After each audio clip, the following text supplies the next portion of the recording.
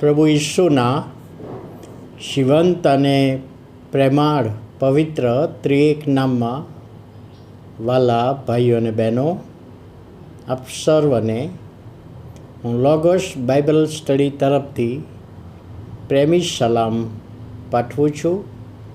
આજનો દિવસ 17મી મે 2024 અને શુક્રવારનો આ નવો દિવસ આપણા જીવનોમાં પ્રભુએ બતાવ્યો, તો આપણે પ્રભુનો ખૂબ આભાર માનીએ છીએ, પ્રભુના નામને ધન્યવાદ આપીએ છીએ.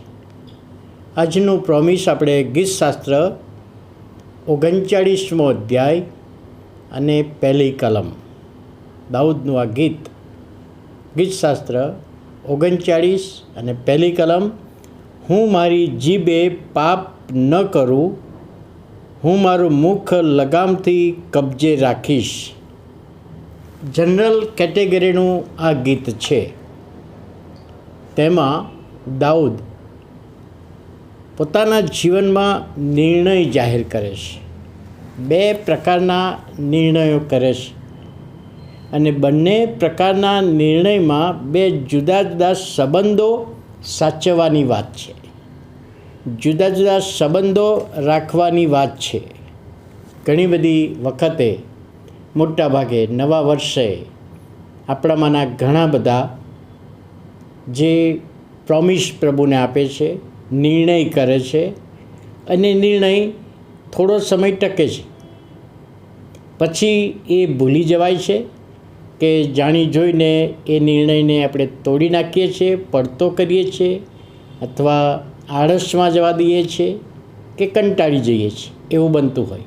પણ દાઉદે જે નિર્ણય કર્યો એ નિર્ણયો અંત સુધી વળગી રહ્યો.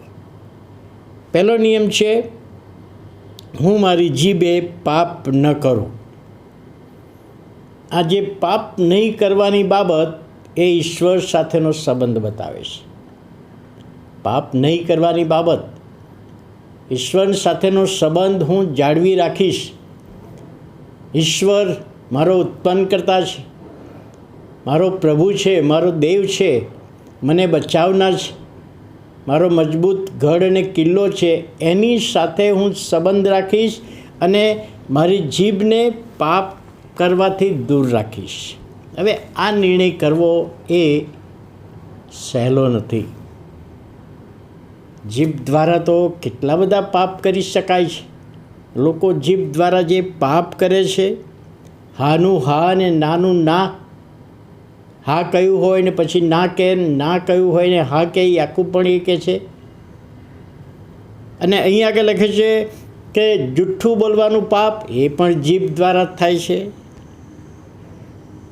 અને નિંદા કરવાનું પાપ એ પણ જીભ દ્વારા થાય છે. અપશબ્દો બોલવાનું પાપ, ગુસ્સો કરવાનું પાપ અને બીજાને મન દુઃખ થાય એ રીતના શબ્દો બોલવાનું પાપ.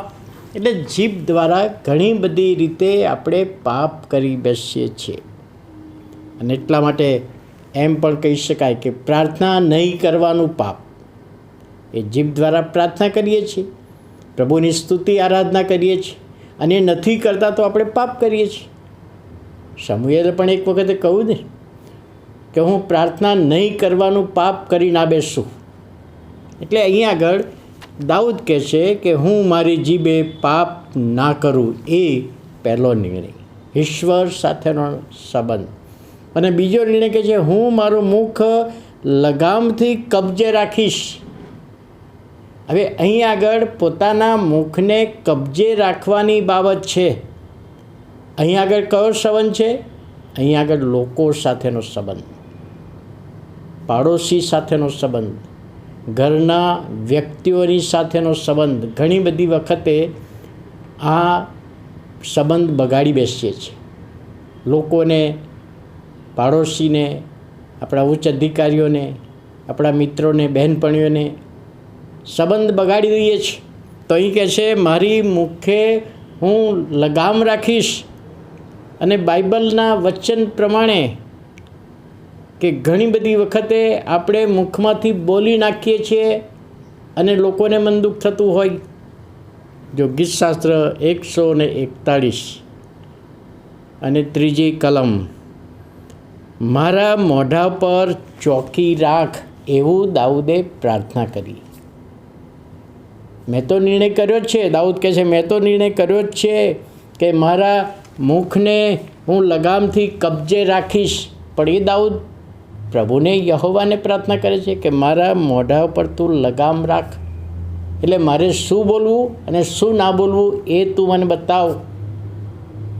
ઘણી બધી વખતે પ્રભુનું વચન આપતા સેવકો અને સેવિકાઓ કહે છે, મારા મુખના શબ્દો તારી નજરમાં આશીર્વાદિત થાવ, માન્ય થાવ. દાઉદે જે લખેલું છે, મારા મુખના શબ્દો, હું મુખમાંથી જે બોલું એ બીજાને માટે આશીર્વાદિત બને.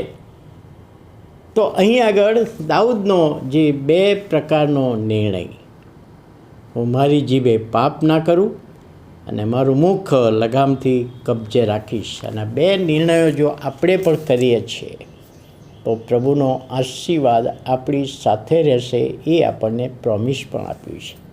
અને પ્રભુ આ બાબત સમજવામાં આપણા બધાની સહાય કરે, મદદ કરે, દોરવણી આપે. આવો આપણે પ્રાર્થના કરીએ.